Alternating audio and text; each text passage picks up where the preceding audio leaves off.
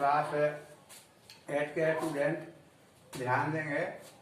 इसके पूर्व क्लास में आपको भारतीय संविधान के संबंध में बताए थे कि भारतीय संविधान सभा का निर्माण किस प्रकार हुआ था और भारतीय संविधान सभा में कितने सदस्य थे और भारतीय संविधान सभा का गठन किस प्रकार हुआ, इसके प्रथम अध्यक्ष कौन बने थे, इसके बारे में आपको बताए थे। लेकिन पुनः हम लोग आज लिख लेंगे, यानी याद करें।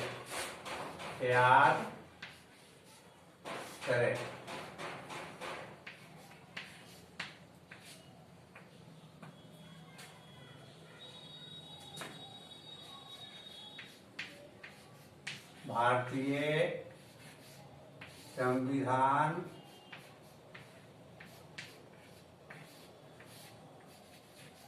संविधान सभा का प्रथम अस्थायी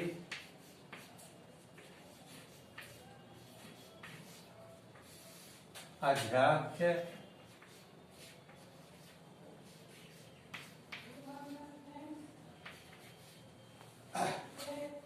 डॉक्टर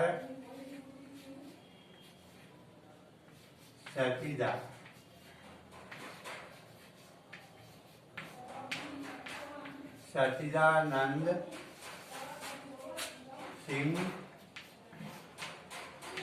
सिन्हा डॉक्टर सच्चिदानंद सिन्हा बने थे।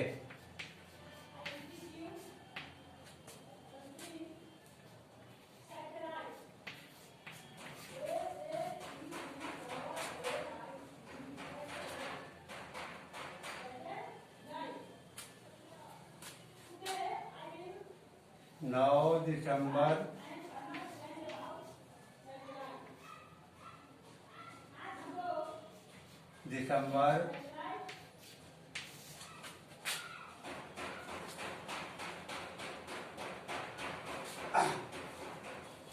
भारतीय संविधान सभा का प्रथम अस्थायी अध्यक्ष डॉक्टर सच्चिदानंद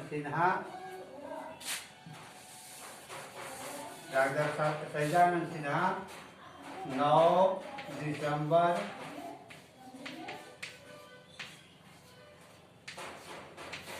1946 को बने थे।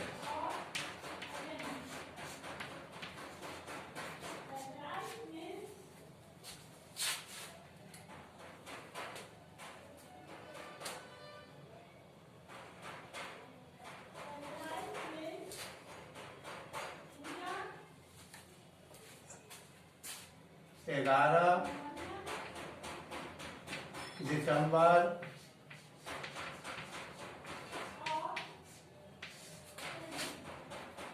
1946 को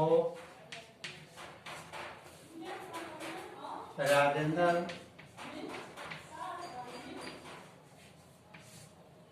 प्रसाद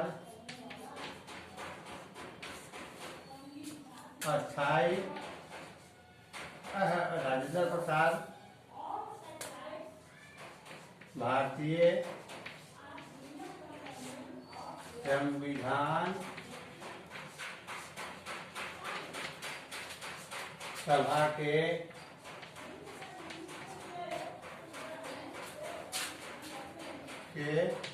अस्थायी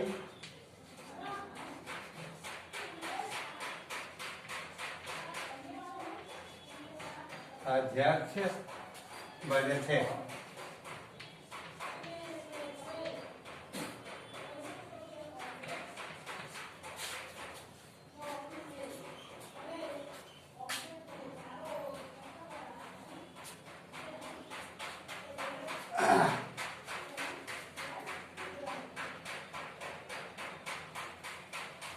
उनतीस अगस्त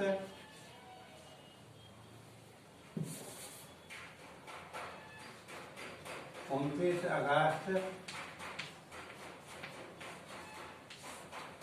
1946 को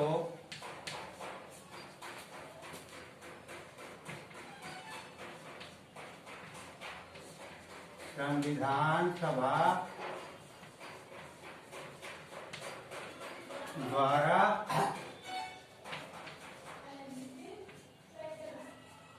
प्रारूप समिति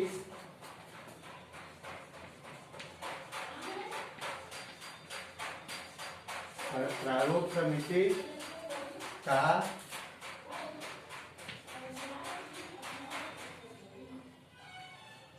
गठन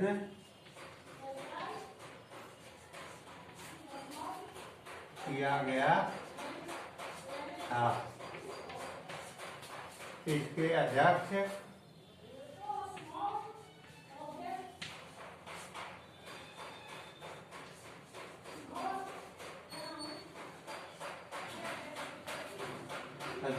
भीमराव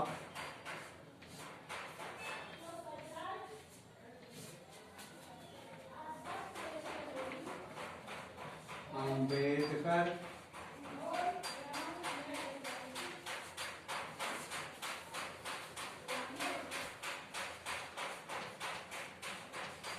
बने थे।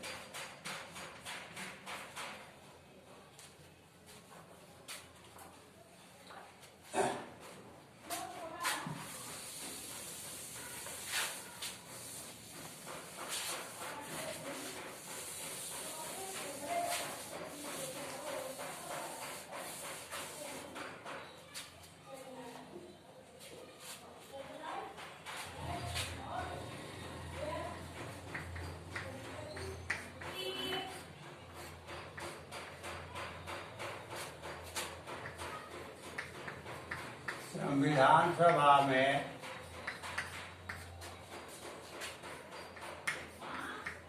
दो 296 सदस्य थे।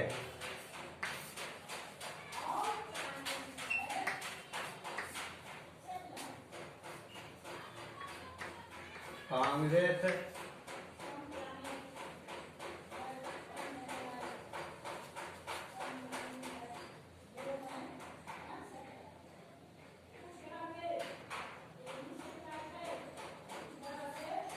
कांग्रेस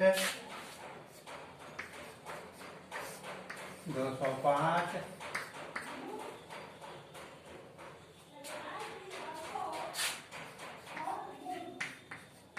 मुस्लिम लीग 73,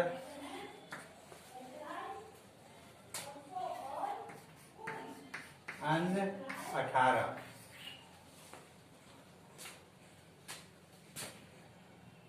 अन्य 18 में 3 सिख,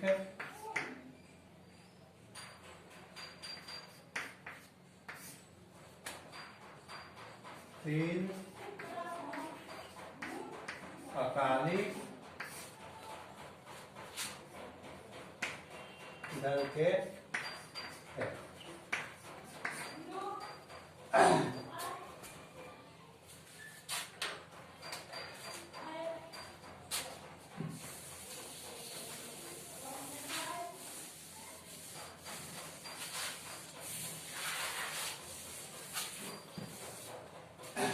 इसको लिख करके आप लोग याद कर लीजिएगा।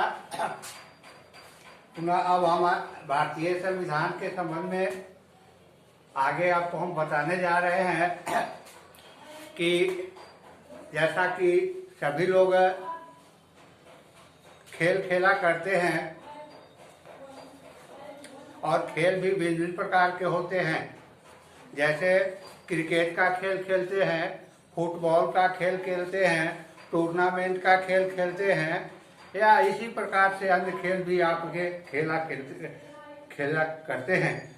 तो खेल खेलते हैं तो खेल जैसे ही बदल जाता है तो खेल का नियम कानून में भी परिवर्तन हो जाता है। खेल बदलता है, खेल का नियम कानून भी, जो नियम कानून फुटबॉल में होता है वो टूर्नामेंट में नहीं होता है, जो क्रिकेट में होता है वो फुटबॉल में नहीं होता है। ठीक उसी प्रकार से देश में भिन्न भिन्न देशों में भिन्न भिन्न प्रकार की शासन पद्धति अपनाया गया है। विश्व के भिन्न भिन्न देशों में भिन्न भिन्न प्रकार का शासन पद्धति अपनाया गया है। तो विश्व के भिन्न भिन्न देशों में भिन्न भिन्न प्रकार के संविधान भी पाए जाते हैं और खास करके जो लोकतांत्रिक देश होता है, लोकतांत्रिक देश का जो संविधान होता है वो जनता के द्वारा, जनता के प्रतिनिधियों के द्वारा और जनता के हित में बनाया जाता है और जो जनता के हित के विरुद्ध होता है उसमें परिवर्तन भी पुनः जनप्रतिनिधि के द्वारा कराया जाता है। लेकिन जो राजतंत्र होता है वो राजा के हित का नियम कानून बनाया जाता है, जनता के हित में नियम कानून नहीं बनता है। वह नियम कानून में राजा को विशेष सुविधा दिया जाता है और वह राजा के पैकेट का कानून होता है, जब चाहता है उसमें हेरा फेरी परिवर्तन भी करता है। ठीक इसी प्रकार से सैनिक तानाशाही शासक जो होते हैं या सैनिक तानाशाही शासक जो होते हैं वो भी ठीक इसी प्रकार के अपने हित में ही नियम कानून बनाते हैं। उस देश में भी कोई जनप्रतिनिधि का महत्व नहीं होता है। जैसे कि आपने पूर्व में पढ़ चुके हैं कि पाकिस्तान में 1999 में से पूर्व पाकिस्तान में लोकतांत्रिक शासन व्यवस्था था। 1999 के पूर्व पाकिस्तान में क्या था? लोकतांत्रिक शासन व्यवस्था था। लेकिन परवेज मुशर्रफ जो सैनिक अधिकारी था, सैनिक ऑफिसर था, वो बल का प्रयोग करते हुए पाकिस्तान की गद्दी पर बन बैठा, पाकिस्तान का प्रधानमंत्री बना, पुनः राष्ट्रपति बन गया और राष्ट्रपति बनने के बाद वह पाकिस्तान के संविधान में ही परिवर्तन कर दिया। क्या परिवर्तन किया कि जो पाकिस्तान का प्रांतीय और राष्ट्रीय जो सभा है, जो जनप्रतिनिधि सभा है, उसको पावर विहीन कर दिया। एक ऐसा कानून पारित किया जिसमें जो भी राष्ट्रीय या प्रांतीय सभा है बिना राष्ट्रपति के आदेश के, बिना हस्ताक्षर का कोई भी नियम कानून पारित नहीं होगा। और इस तरह से जनप्रतिनिधि का पाकिस्तान में चुनाव तो होता है, लेकिन वहाँ के प्रांतीय और राष्ट्रीय सभा के जो जनप्रतिनिधि होते हैं उनका कोई महत्व नहीं होता है, कोई कार्य नहीं होता है, निष्क्रिय होते हैं। तो इस प्रकार का शासन व्यवस्था होता है। तो हम आपको एक आपके पड़ोसी देश उत्तर में नेपाल छोटा सा एक पड़ोसी देश है जिसके बारे में हम आपको बताने जा रहे हैं। जैसे नेपाल में राजतंत्र वर्षों पूर्व से चल रहा था और यहाँ तक कि नेपाली जनता में इस प्रकार के भाव भर दिया गया था कि राजा ही सब कुछ है, राजा गॉड है, राजा ईश्वर है। जिस तरह से हम लोगों को बचपन से पाठ पढ़ाया जाता है अज्ञात शक्ति ईश्वर है, जिसको न हम लोग देखते हैं न सुनते हैं, लेकिन कहने के अनुसार बचपन से इतना भाव भर दिया जाता है कि उसके प्रति हम लोग नतमस्तक होते हैं, जबकि हम लोग अपने आंखों से। इसी तरह से नेपाल में राजा का भाव वो ईश्वर माना गया था, ईश्वर के प्रति इतना भाव उत्पन्न किया गया था लोगों में कि लोग हमेशा राजा को ही, यहाँ तक कि मंदिर मस्जिद में पूजा के बजाय राजा को मूर्ति को अपने गर्दन में नेपाली जनता पहनते थे। लेकिन 1990 में वहाँ माओवादियों के नेतृत्व में नेपाल में एक जन आंदोलन खड़ा हुआ। वह जन आंदोलन क्या हुआ? राजतंत्र के विरोध में नेपाल में एक जन आंदोलन खड़ा हुआ और इस आंदोलन को कुचलने के लिए 1990 से नेपाल का राजा जो थे वो हमेशा बल का प्रयोग करते थे, हरि से बल का प्रयोग करते थे, शक्ति का प्रयोग करते थे और शक्ति से दबाते भी। लेकिन यह जन आंदोलन जो नेपाल का था वह दबने वाला नहीं था। यानी यह 90 से लगभग 2001-2 तक 12 वर्षों तक वहाँ राजा और माओवादियों के विरुद्ध हमेशा संघर्ष होते रहा। अंत में 2005 में राजा जो था वो माओवादियों को मान्यता दे दिए, माओवादियों को मान्यता दे दिए और अपनी गद्दी छोड़ने के लिए राजा सहमत हो गए, अपने अधिकार छोड़ने के लिए राजा सहमत हुए। और पुनः 2006 में यानी माओवादियों के हाथ में नेपाल का शासन व्यवस्था चला गया और नेपाल का शासन व्यवस्था चले जाने के बाद पुनः एक नया संविधान का निर्माण हुआ। पुराना जो राजा का संविधान था उस संविधान को जला दिया गया और जनता के द्वारा चुने हुए प्रतिनिधियों के माध्यम से 2008 में एक नया संविधान का निर्माण हुआ नेपाल में। और उस संविधान का निर्माण जो हुआ वो किसी खास व्यक्ति के द्वारा नहीं, नेपाली जनता के द्वारा चुने हुए प्रतिनिधियों के द्वारा एक नया संविधान का निर्माण हुआ। और उस समय से अभी तक नेपाल में है ना लोकतांत्रिक जनतांत्रिक सरकार का निर्माण हुआ और अभी तक वहाँ नेपाल में जनतांत्रिक लोकतांत्रिक सरकार है। यानी कहने का तात्पर्य यह है कि जब सरकार बदलता है तो नियम कानून भी बदल जाता है। राजतंत्र का अंत हुआ, लोकतांत्रिक शासन व्यवस्था का जब शुरुआत हुआ तो नया संविधान भी नेपाल में बना दिया गया।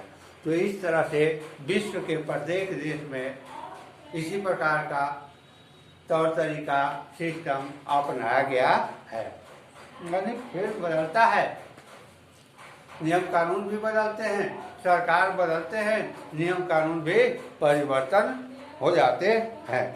तो अब हम भारतीय संविधान के तरफ नजर डालेंगे कि 1934 में ही सैकड़ों वर्षों की अंग्रेजों के संघर्ष के परिणाम स्वरूप भारत आजाद हुआ और 1934 में ही मोतीलाल नेहरू ने है ना भारत के लिए नया संविधान का निर्माण किए थे।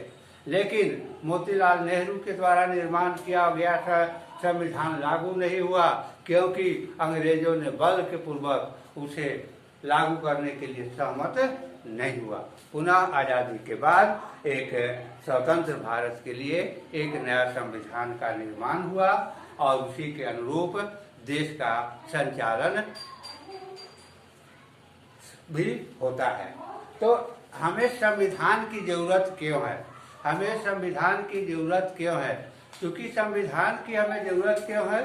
संविधान क्या है? एक ढांचा जो है, एक रूपरेखा तैयार करता है, किस प्रकार का व्यवस्था है, किस प्रकार से लोगों को चलना है। और यह संविधान जो होता है किसी के नहीं होता है, संविधान सर्वोपरि होता है, सबसे ऊपर होता है। चाहे भारत का राष्ट्रपति हो या प्रधानमंत्री, सर्वोच्च न्यायालय के कार्यरत न्यायाधीश हो या कोई भी व्यक्ति क्यों न हो, अगर इस संविधान का उल्लंघन करता है तो वह आम पब्लिक की तरह वह दोषी माना जाता है, वह आम पब्लिक की तरह उसे सजा भुगतना पड़ता है। जैसे पूर्व में 1977 में भारत के पूर्व प्रधानमंत्री इंदिरा गांधी ने भी कुछ तानाशाही रुख अपनाई थी, प्रधानमंत्री का कुर्सी छोड़ने के पक्ष में नहीं थी, तो फौज ने गिरफ्तार कर लिया था 24 घंटों के लिए। पुनः इसी तरह से भारत के भूतपूर्व प्रधानमंत्री पी नरसिम्हा राव का नाम आप लोग सुने होंगे, जाने माने प्रधानमंत्री थे नरसिम्हा राव, लेकिन कुछ गैर कानूनी कार्य करने के आरोप में नरसिम्हा राव बहुत दिनों तक 6 महीना साल भर तक वे जेल में बंद रहे थे। इसी तरह से देखते होंगे कि पूर्व में एक सर्वोच्च न्यायालय के न्यायाधीश थे, लगभग 8 साल 10 साल पहले मीडिया पेपर में निकला था कि सर्वोच्च न्यायालय के न्यायाधीश महोदय की पत्नी स्वयं आत्महत्या कर ली थी, जबकि कार्यरत सर्वोच्च न्यायालय के न्यायाधीश से पत्नी आत्महत्या कर ली। उन पर मुकदमा चला, मुकदमा चलने पर वे जेल में चले गए, नौकरी। तो इसके पहले जैसे संविधान सर्वोपरि होता है, कोई भी व्यक्ति चाहे जितना भी बड़ा पद पर क्यों न हो, वह कानून जो है उसके अंदर में ही उसको कार्य करना पड़ता है। कानून के दायरे से ऊपर बढ़ करके अगर कोई भी व्यक्ति कार्य करता है तो वह दोषी माना जाता है, उसके विरुद्ध कानूनी कार्रवाई किया जा सकता है। जैसे इसीलिए भारतीय संविधान में कार्य को, काम को 3 भागों में डिवाइड कर दिया गया है। एक कार्यपालिका है, दूसरा विधायिका है, तीसरा न्यायपालिका है। विधायिका में संसद आते हैं, जनप्रतिनिधि आते हैं, ये लोग नियम कानून को बनाते हैं, जनता के हित में बनाते हैं, या जो जनता के हित में नियम कानून नहीं रहता है उसमें संशोधन करने का कार्य करते हैं। कार्यपालिका जो है इसके कार्य को व्यवहारिक रूप से लागू करता है। जो इसके कार्य को लागू में लापरवाही बरतता है या जो जनता नहीं मानता है, उल्लंघन करता है, कार्यपालिका उसे गिरफ्तार करके न्यायपालिका के समक्ष प्रस्तुत करता है और न्यायपालिका उसके अपराध के अनुसार दंड देने का कार्य करता है। तो इस प्रकार से ये 3 भागों में जो डिवाइड कर दिया गया है, ये इसलिए किया गया है कि कोई भी व्यक्ति, कोई भी अधिकारी तानाशाह न बने। अगर इस प्रकार से शक्तियों का पृथक्करण न किया हुआ रहता तो हो सकता था कि ये जनप्रतिनिधि जो हैं वे जनता पर एक तानाशाही का रोल अदा कर सकते थे, ये मनमानी कार्य कर सकते थे, राष्ट्रद्रोही कार्य कर सकते थे। लेकिन ये कार्यपालिका जो है, ये विधायिका जो है, इन पर भी एक अंकुश लगा हुआ है, इसलिए कि विधायिका कार्यपालिका के कार्यों को है ना जांच पड़ताल करने का, निरीक्षण करने का अधिकार न्यायपालिका को प्राप्त है। अगर कोई भी कानून विधायिका के द्वारा अगर पारित कर दिया जाता है और उस पर चैलेंज किया जाता है, चुनौती होता है, तो न्यायपालिका उसे को जांच पड़ताल करता है कि वास्तविक रूप में यह जो कानून बनाया गया है वो जनहित में है या नहीं है। तो इस प्रकार से ये संविधान जो है वे शक्तियों का पृथक्करण कर दिया गया है ताकि कोई तानाशाही रोल अदा न कर सके। सब लोग एक दूसरे से अलग अलग है और स्वतंत्र रूप से सब लोग कार्य करते हैं। ये आपका भारतीय संविधान की मुख्य देन है, ये विशेषता है। पुनः संविधान देश की जो राजनीतिक व्यवस्था है इसको तय करता है। राजनीतिक व्यवस्था तय करने का अधिकार का काम इस रूप में करता है कि जब चुनाव का समय आता है तो किस रूप में किसको कार्य करना है, कितना चुनाव में खर्च करना है, किस रूप में प्रचार प्रसार करना है, इसका एक रूपरेखा, एक ढांचा तैयार करता है और उसी के अनुरूप जो है सारे लोगों को कार्य करना पड़ता है। तो ये भारतीय संविधान की एक महत्वपूर्ण, इसको विशेषता भी कहा जा सकता है कि यह राजनीतिक व्यवस्था तय करता है। दूसरा, भारतीय संविधान की एक महत्वपूर्ण विशेषता यह है कि जनप्रतिनिधियों को सुधार का मौका दिया जाता है। जनप्रतिनिधियों को सुधार का मौका इसलिए कि कोई भी जनप्रतिनिधि चुनाव जीतता है तो केवल 5 वर्षों के लिए ही चुनाव जीतता है, आजीवन चुनाव के लिए उसका जीत नहीं होता है। और जो हारता है, जिसका पराजय होता है, वो 5 वर्षों के लिए ही पराजय होता है, पुनः अगले चुनाव में वह चुनाव लड़ सकता है। तो अपने सुधार का मौका मिलता है। यह सुधार का मौका इसलिए मिलता है कि अपनी पराजय पर राजनेता जो है तो विचार करेंगे कि किस प्रकार जो है, किस रूप में अपने मालिकों का सेवा करने से हम वंचित रह गए, अपने मालिकों का हम सेवा नहीं कर पाए, जिसके कारण हमारे मालिक जो हैं हमें वोट नहीं दिए, हमें कान धर कर कुर्सी से उतार दिए, हमें अपना सेवा करने का मौका नहीं दिए। इस प्रकार से ये लोकतांत्रिक व्यवस्था में जनप्रतिनिधियों को सुधार का मौका मिलता है, अपनी गलती को सुधारने का और पुनः अगला चुनाव में वे अपने मालिकों से, जनता रूपी मालिकों से कहते हैं कि अगले तो मैंने गलती किया, कुछ प्रकार की गलती तो नहीं करेंगे, अधिक से अधिक हम सेवा करेंगे। और इस सेवा करने के लिए वे अपने एक लिखित रूप में चुनावी घोषणा पत्र जारी करते हैं और घोषणा पत्र के माध्यम से कहते हैं कि चुनाव जीतने के बाद हम इस रूप में सेवा करेंगे। तो भारतीय संविधान की एक महत्वपूर्ण विशेषता है कि जो भी होता है लिखित होता है, मौखिक नहीं रहता है।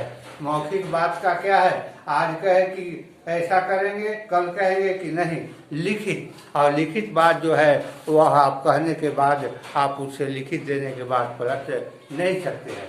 तो ये भारतीय संविधान की एक महत्वपूर्ण विशेषता भी है।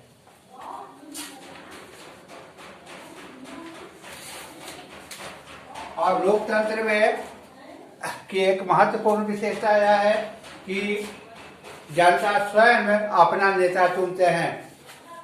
लोकतंत्र की एक महत्वपूर्ण की जनता स्वयं अपना नेता चुनते हैं, चाहे गरीब हो या अमीर, चाहे शिक्षित हो या अशिक्षित, सबके वोट का एक बराबर महत्व दिया जाता है। इसे हम सार्वभौम वैश्विक मताधिकार कहते हैं।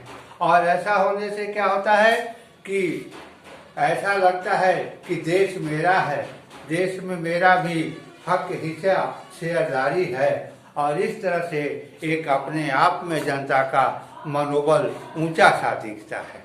यानी स्वयं अपना, और जब वह प्रतिनिधि चुनाव जीतता है, शासन करता है, तो उसे ऐसा लगता है कि कोई विदेशी नहीं, मेरे द्वारा चुना हुआ व्यक्ति और मेरे हित में शासन किया जा रहा है। जैसा कि सब लोग देखते होंगे कि कहीं भी कथा कहानी प्रवचन होता है तो उसमें रंग बिरंग के विचार वाले लोग वहाँ बैठे हो रहते हैं, लेकिन कोई राजसी प्रवृत्ति का होता है तो कोई राम प्रवृत्ति का होता है।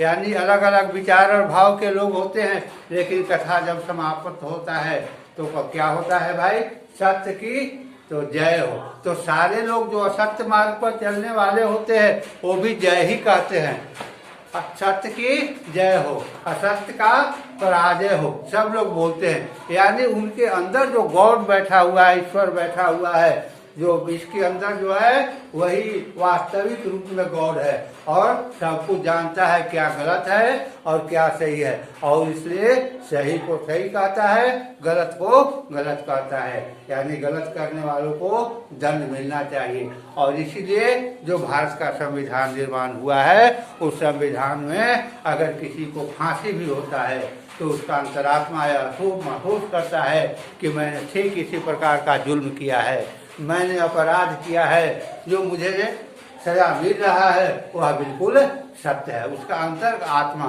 उसके अंदर का गॉड जो है एक्सेप्ट करते हैं, स्वीकार करते हैं। तो यह भारतीय संविधान की एक महत्वपूर्ण विशेषता है।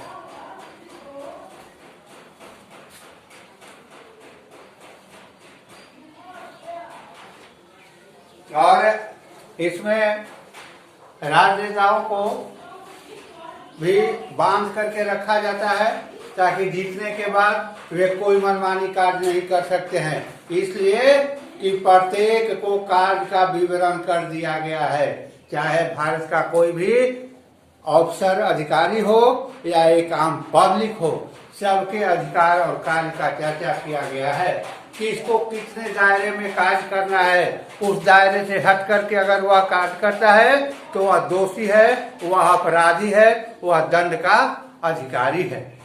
अगर मान लिया कि एक साधारण देते हैं कि थानेदार जो होते हैं वो थानेदार किसी अपराधी को गोली मारने का इनको आदेश नहीं है, किसी अपराधी को पकड़ करके और इन्हें अपने यहाँ 6 महीना 1 महीना बंद करके रखने का अधिकार नहीं है। मात्र 24 घंटे तक अपने कस्टडी में हिरासत में रख सकते हैं। इसके बाद न्यायालय में न्यायाधीश के समक्ष उसके अंदर में ही उपस्थित कराना बहुत जरूरी है। यह दंड का या तो क्षमा करना या सजा सुनाना न्यायालय का काम है, न कि ये थानेदार 6 महीना, 2 महीना, 1 महीना का सजा नहीं सुना सकते हैं। ये आपका संविधान है। प्रत्येक नागरिक को एक दायरे में बांध दिया है, एक सीमा में बांध दिया है, एक लक्ष्मण रेखा खींचा हुआ है। इस लक्ष्मण रेखा के अंतर्गत ही सबको कार्य करना है। इसे जो भी उल्लंघन करता है वह दोषी है, दंड का भागी है। न्यायाधीश महोदय भी एक शिकंजा उन पर भी कसा हुआ है, वे भी मनमानी नहीं कर सकते हैं। कानून का जो किताब है, पुस्तक है, किस अपराध के लिए कौन सा सजा मिलना चाहिए, किस अपराध के लिए कितना सजा मिलना चाहिए, यह कानून का किताब में स्पष्ट लिखा हुआ है। मान लिया जाए उदाहरण के रूप में कि कोई व्यक्ति किसी एक का एक अंगुली तोड़ दिया है और जज साहब उसको इस अंगुली तोड़ने के आरोप में 10 साल का सजा नहीं सुना सकते हैं, उसे 20 साल का सजा नहीं सुना सकते हैं, उसे 50,000 का जुर्माना नहीं लगा सकते हैं, इसलिए कि किसी का एक अंगुली टूटने का सजा ही है 6 महीना से साल भर। 500 से 1000 तक जुर्माना लगाया जा सकता है। अगर इससे अधिक लगाते हैं तो न्यायाधीश महोदय स्वयं जो है न्याय का उल्लंघनकर्ता माने जाएंगे और अगला न्यायालय उससे उनके सजा को, उनके डिसीजन को, उनके फैसला को रद्द करेगा, उन पर लाल कलम लगेगा कि यह डिसीजन या फैसला जो है आवेश में आकर, प्रभाव में आकर के दिया गया है। तो इस प्रकार से यानी ये भारत का संविधान का देन है कि चाहे कोई भी किसी भी पद पर क्यों न, एक पर एक सब पर अंकुश लगा हुआ है। तो ये भारतीय संविधान की महत्वपूर्ण विशेषता है। वैसे भारतीय संविधान का एक और भी यह विशेषता है कि कोई भी ताकतवर व्यक्ति किसी कमजोर को सता नहीं सकता है। कोई भी ताकतवर व्यक्ति किसी कमजोर को सता नहीं सकता है। भारत के संविधान में स्पष्ट रूप से यह लिखा हुआ है। क्या लिखा हुआ है कि जो दबे कुचले लोग हैं, जो अल्पसंख्यक हैं, उनकी जीवन का सुरक्षा होना चाहिए, उन्हें जीवन पर किसी प्रकार का हानि नहीं होना चाहिए, उनके मान सम्मान पर किसी प्रकार का हानि नहीं हो। इसके लिए संविधान में नियम कानून बनाया गया है और उसे रक्षा करने का काम करता है कानून के द्वारा।